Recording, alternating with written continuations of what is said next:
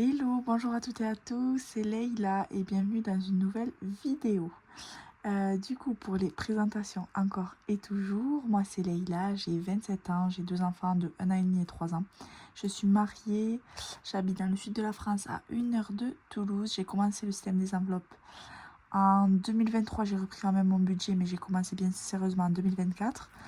Je vous ai fait une petite vidéo dernièrement, comment je suis passée de 1500 € de découvert à 3000 € de fonds de précaution. Et là maintenant, je vais vous faire une vidéo un peu plus focus sur tout l'argent qu'on a de côté et pourquoi. C'est vrai que c'est des sommes qui apparaissent pour la plupart jamais dans mon budget, jamais dans mes trackers, mais je sais que j'ai cet argent quelque part. Et pour moi, c'était important de vous en parler pour vous donner des pistes à vous aussi si vous ne savez pas trop quoi mettre comme argent de côté, pourquoi, pour qui, etc. Et aussi pour vous montrer le petit matelas de sécurité que j'ai réussi à mettre en place, sachant qu'on est parti vraiment de zéro. Mais ça, je vais vous expliquer en toute transparence. C'est vrai que j'avais eu des petites remarques sur ma vidéo. Moins 1500 €, de moins 1500 € à 3000 € et sur épargner 12 000 € en un an. J'avais des petites remarques, enfin sur des petites incompréhensions, je pense. Mais du coup, je vais un petit peu clarifier les choses pour les personnes que ça intéresse. Donc, je vais vous exposer tous nos fonds de précaution, l'argent qu'on a vraiment de côté, de côté. Je sais qu'il y a beaucoup de budgéteuses qui souvent disent qu'elles mettent de l'argent en automatique sur un plan d'épargne logement, une assurance vie, etc. Mais elles disent jamais exactement les montants qu'elles ont. Bon, après, ça les regarde, c'est normal. Je leur reproche pas du tout, mais je sais que voilà, il y en a beaucoup qui mettent de l'argent de côté en automatique en début de mois.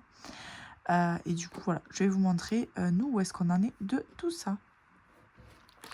Donc, en 2023, nous, c'était moins 1500 €. Donc, on avait 500 € découverts sur mon compte perso, le compte perso de mon mari et notre conjoint. Et plus, on avait utilisé 5000 € d'épargne qu'on nous avait donné pour la naissance de notre enfant. Les 5000 €, on les avait utilisés que pour des choses de notre enfant. Hein. Des gros achats, mais bon, quand même. C'était dommage parce que cet argent-là, on aurait aimé le garder pour plus tard, etc. Donc voilà, on commençait vraiment à creuser. Du coup, on s'est dit là, faut qu'on fasse quelque chose. Donc je vous ai fait un petit récap que je me suis fait pour moi aussi. Donc, où est-ce qu'on en est de nos fonds de précaution? Donc actuellement, je l'ai fait en plusieurs parties. Faut savoir que nous, du coup, on gère notre budget en deux parties, donc notre budget perso et notre budget commun.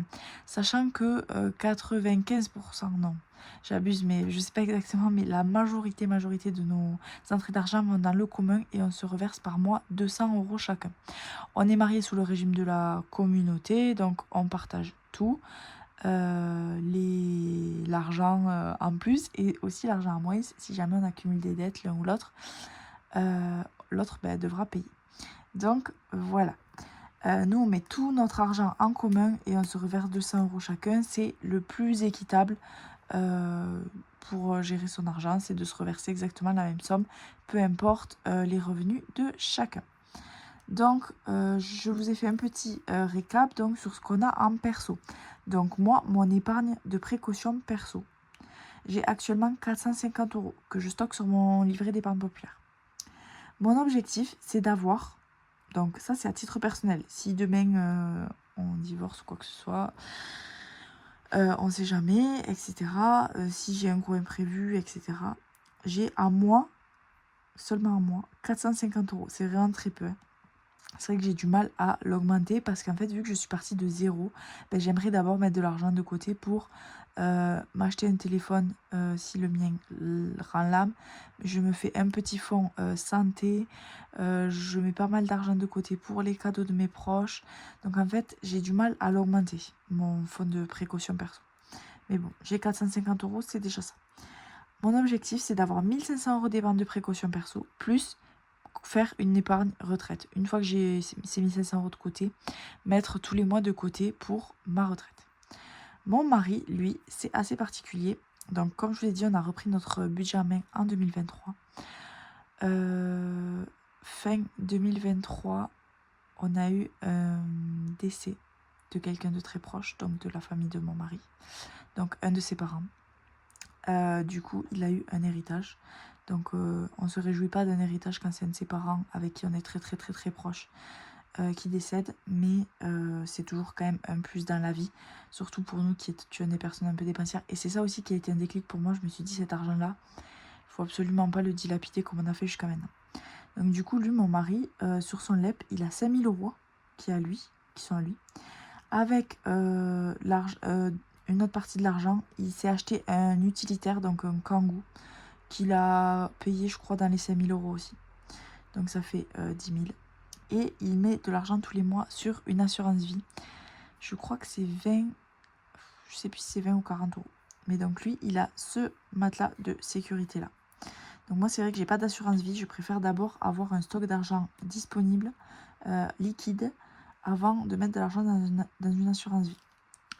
Donc voilà pour notre argent perso. Donc voilà, je vous ai dit, cette vidéo, c'est vraiment toute transparence. J'aurais pu vous cacher ça. Mais bon, pour moi, ça n'a aucun intérêt.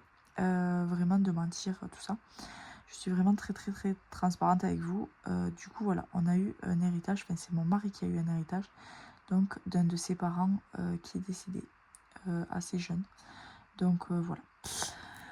Ensuite, pour nos enfants, donc c'est ça qui a été important aussi, c'est que quand on a eu cette somme d'argent, enfin quand mon mari a touché cette somme d'argent, je lui ai dit qu'il fallait en sécuriser une partie absolument pour les enfants. Donc, dans cette somme d'argent-là qu'il a perçue aussi, il a mis, mais du coup, ça profite à nos enfants. Donc, je vais parler en on, mais bon, vous avez compris. Donc, on a mis 1 000 euros de fonds d'urgence pour les enfants, au cas où on a un gros souci de même. C'est vrai qu'on a un fonds d'urgence pour la maison, les charges communes, etc. Pour l'instant, on a un mois d'avance, on aimerait en avoir 2. Mais ça, c'est vraiment que pour les enfants, au cas où il y ait une grosse galère, qu'on n'ait pas de quoi leur payer, j'en sais rien, leur permis, quelque chose de vraiment indispensable. On a 1 000 euros pour leur sport. Donc ça, c'est mon mari qui a voulu mettre 500 euros de côté dans un fonds un peu de précaution sport. Parce qu'en fait, on sait que le sport, soit à haut niveau, donc mon mari a fait du sport à haut niveau et son frère aussi était sportif professionnel. Donc on sait que le sport à haut niveau, ça coûte très cher et que c'est des équipements, malheureusement, qui font un peu la différence et qui coûtent cher. On sait qu'il y a beaucoup de sports, même si... Enfin, globalement, les sports, les loisirs, ça coûte cher. C'est sport, mais c'est aussi culture. Si nos enfants veulent faire d'un instrument, c'est 100 euros. C'est peu pour acheter un instrument. C'est pas forcément pour des cours, en fait, de sport, voilà. Mais c'est plus pour les équipements. Si nos enfants veulent faire de l'équitation, du golf, c'est des sports qui valent très cher. Et du coup, on a ce petit matelas de sécurité pour se dire si notre enfant veut vraiment faire un sport, qu'il aime, qui lui plaît, etc. Se mettre un petit matelas de sécurité d'avance avant de pouvoir budgéter du jour au lendemain. Mettons là on est en juillet, si mon enfant en septembre se découvre une passion pour un sport qui est hors de prix, j'aurai ce petit matelas de sécurité en attendant de commencer à budgéter en septembre pour l'année d'après par exemple. Donc voilà, on a un fonds d'urgence tout court et un fonds d'urgence sport / culture pour les enfants qui est de 500 euros. Donc ça pareil, ça provient de cet argent-là. Donc voilà, et on a aussi bloqué 1 000 euros sur une assurance vie pour eux. Donc tout ça, c'est l'argent de l'héritage. Donc 1 000 euros du fonds d'urgence, 1 000 euros sur une assurance vie. Comme ça c'est disponible, ça c'est pour plus tard. Donc c'est à leur nom, 500 euros chacun. Pour les sports, ça pareil, c'est disponible. Donc ça et ça, c'est sur le LEP de mon mari aussi. Donc voilà. Ensuite, pour les gros achats, donc ça c'est de l'argent qu'on a mis nous-mêmes de côté, principalement avec les primes qu'on a eues à la naissance de notre deuxième enfant, les primes de la mutuelle, vous savez, on les a gardées et on les a mis de côté pour ça. Et ensuite, des gros achats qu'on a fait, donc il y a eu le vélo qui coûtait 360 euros par exemple. Et du coup, ce qu'on a fait, c'est qu'avec l'argent qu'ils ont eu à Noël, etc., on a rattrapé l'argent, enfin, on équilibre comme ça. Donc si on veut faire un gros achat pour nos enfants, style un lit, un bureau, quelque chose qu'on ne trouve pas en seconde main, qui est vraiment assez conséquent comme prix, mais qui est vraiment à la fois un peu indispensable, on a 400 euros. On a un petit fonds de secours école qu'on a créé il y a quelques jours. Enfin, il est officiel depuis il y a quelques jours, mais j'y ai pensé il y a à peu près 2-3 semaines, qui est de 800 €. Alors, nos enfants vont dans une école à pédagogie alternative, 158 fois que je le dis, qui coûte 6 000 € par an et par enfant. Et du coup, on avait budgété 6 000 € pour cette année-là. Donc, on a été prélevé pour l'année cette année. Pour l'année scolaire 2025-2026, on avait budgété 6 000 € et on a eu la facture de 5 200 €. Du coup, on a 800 € en plus. Donc, ces 800 €, on s'est dit qu'on allait les mettre sur un fonds de secours école. Si jamais on n'arrive pas à mettre assez d'argent de côté pour l'année suivante, on a ce petit matelas de sécurité. Et tous les ans, on budgétera sur 6 000 € par an. Et tout ce qu'on aura de différence, on le mettra dans cette enveloppe. Et peut-être que leur dernière année d'école, elle sera entièrement financée par ça. À voir d'ici là. Et ensuite, sur leur assurance vie, on leur met 25 € chacun par mois, qui équivaut à 5 000 €. 5 000 €. Ouais, je crois que c'est ça. 5 000 € par enfant à leur majorité. En plus de leurs 500 et 500 d'assurance vie. Mais ça, je vous l'ai déjà dit, je vais essayer de le clôturer parce qu'on a vraiment des frais exorbitants. On a presque 4 € de frais par enfant par mois. Donc en fait, on va essayer de le clôturer et je leur bloquerai sur leur livret. Comme ça, c'est de l'argent qu'on aura disponible.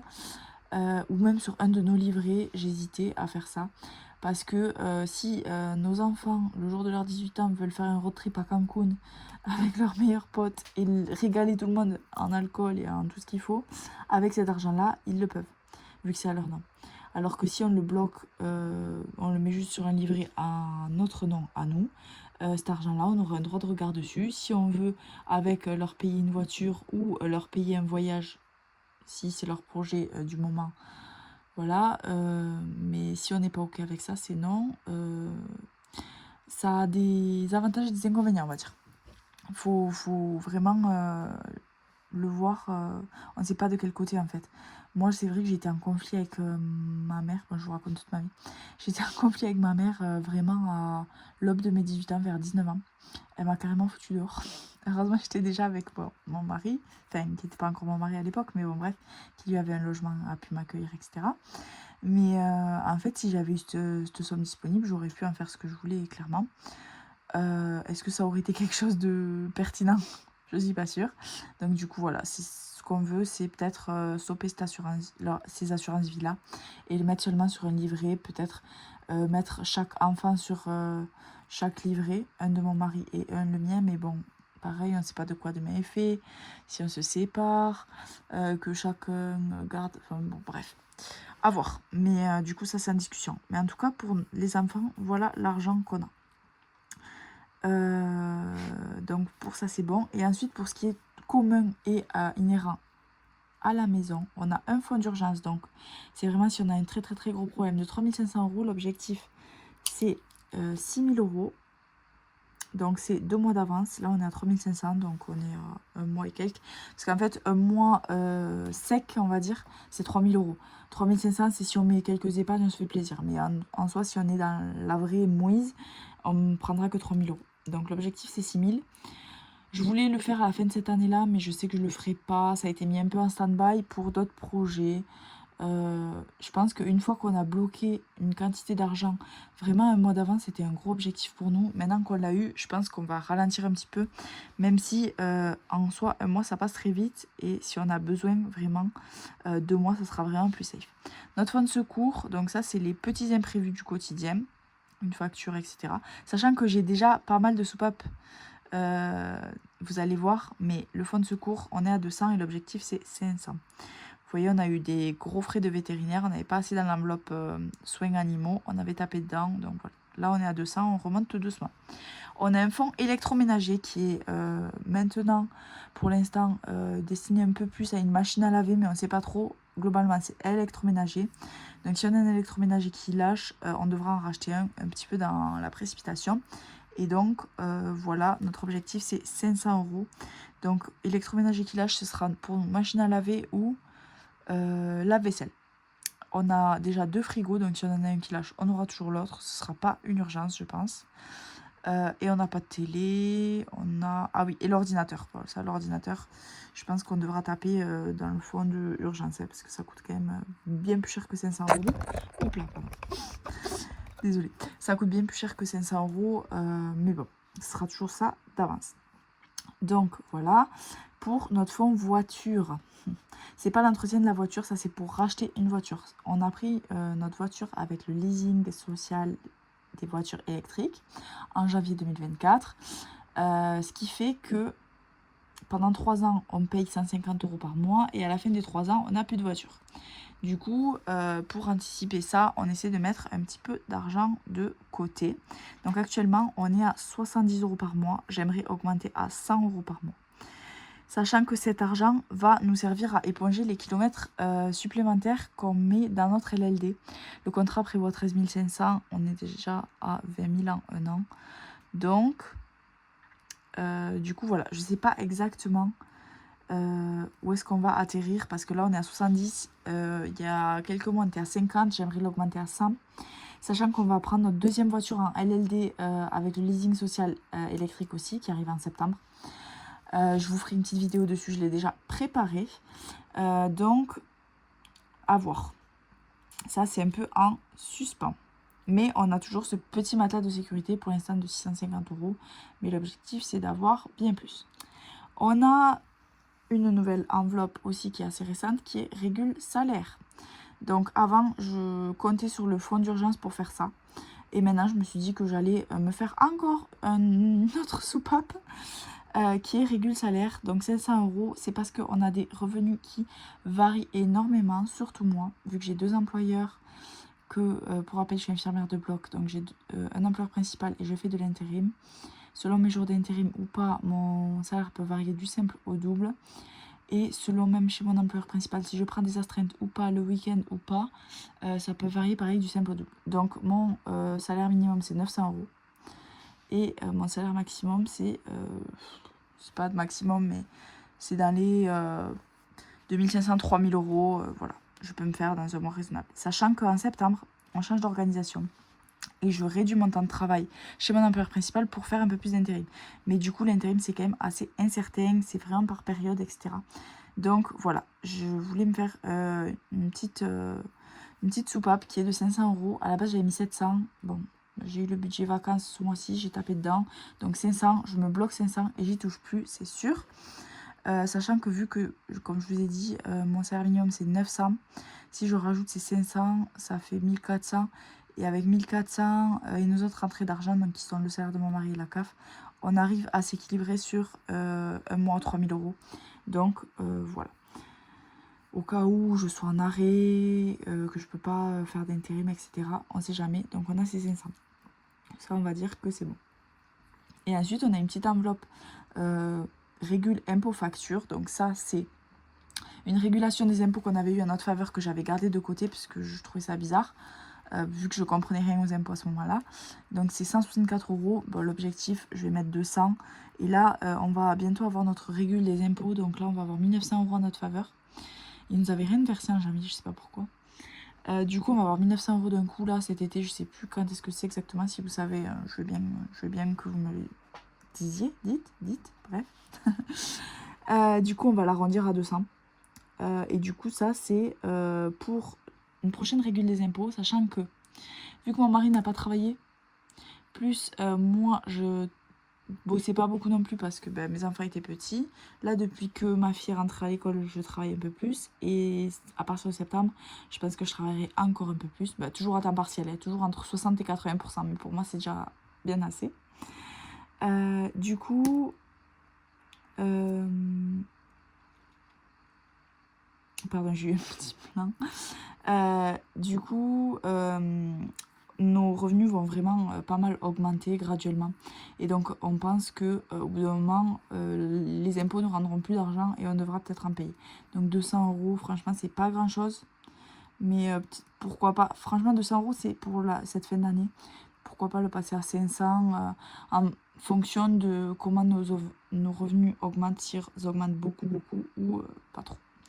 Donc voilà, désolée, je me reprends beaucoup cette vidéo, c'est assez tard.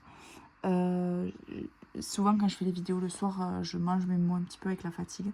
Et je fais pas de montage, donc c'est sûr que la vidéo sera peut-être pas super agréable à entendre en fin de vidéo.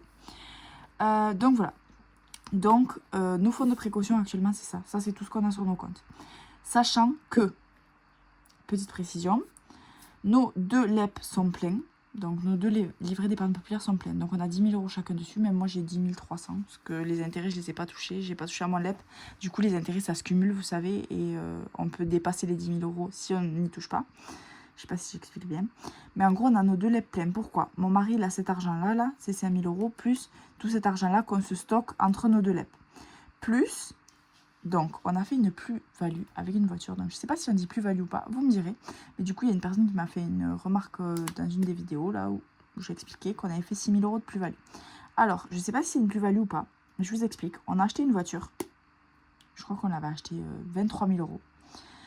On l'a utilisée pendant 3 ans. Donc, pendant 3 ans, on a payé un crédit pour cette voiture-là. Et au bout de 3 ans, on l'a revendue 23 000 €. Et en fait, on avait déjà payé 6 000 € de crédit. Donc, je crois, je vous dis à peu près les chiffres, j'ai plus exactement les trucs en tête, puis c'était il y a 2 ans, je crois, que c'est arrivé.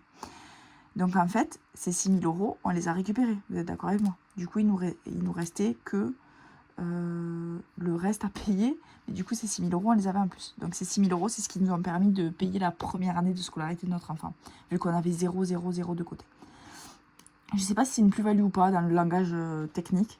Mais du coup, on avait 6 000 € en plus. Et donc, cet argent-là, on l'a mis pour l'école.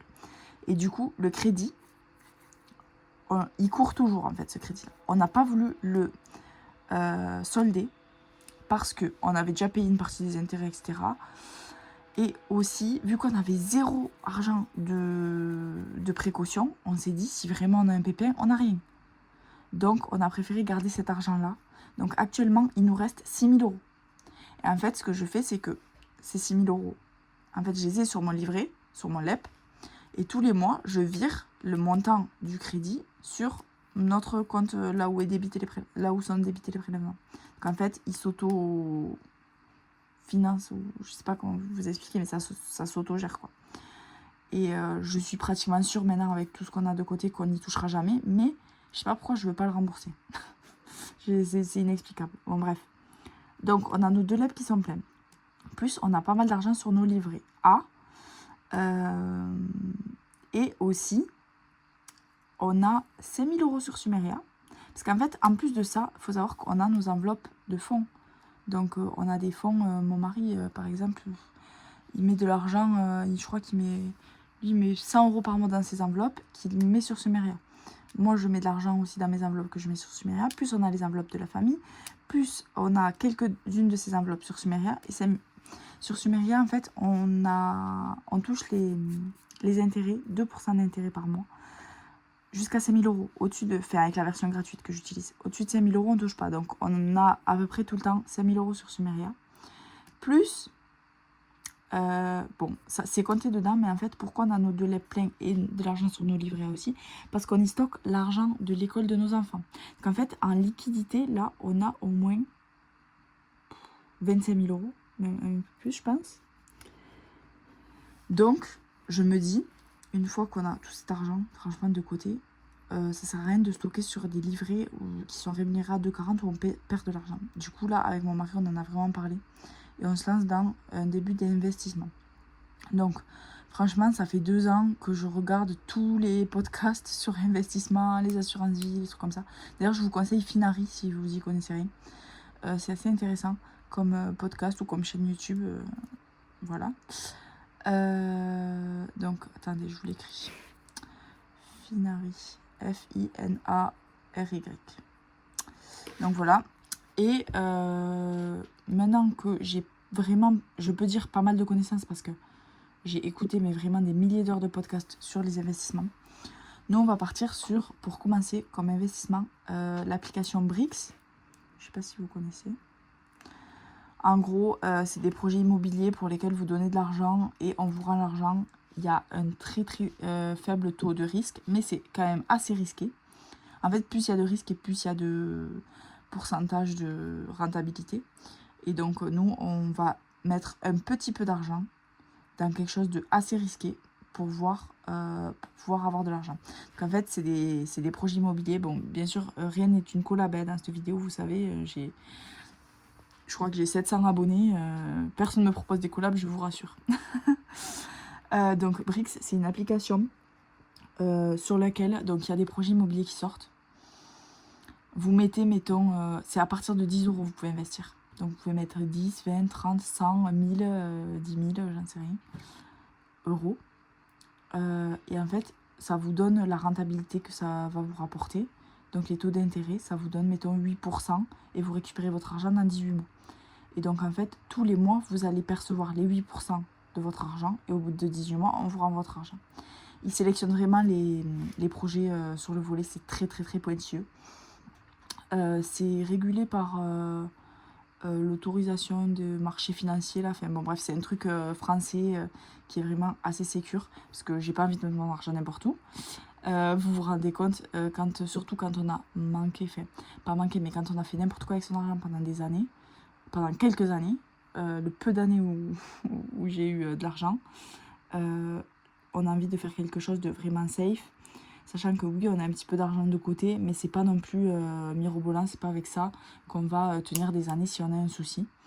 Donc, du coup, voilà, nous on va partir sur ça. Et du coup, vous pouvez mettre en fait 10 euros par projet et avoir, j'en sais rien, 10 projets, comme ça vous mettez vos 100 euros pour commencer. Ou sinon, vous pouvez mettre 50 euros sur 3 projets. Enfin, vous l'articulez comme vous voulez. Donc voilà, nous on a choisi ça après vraiment grosse réflexion. Je vous invite pas à faire pareil. Je vous invite à vous renseigner. Il y a plein de vidéos sur ça, mais faites attention parce qu'il y a beaucoup de vidéos qui sont assez manipulées. C'est des gens qui perçoivent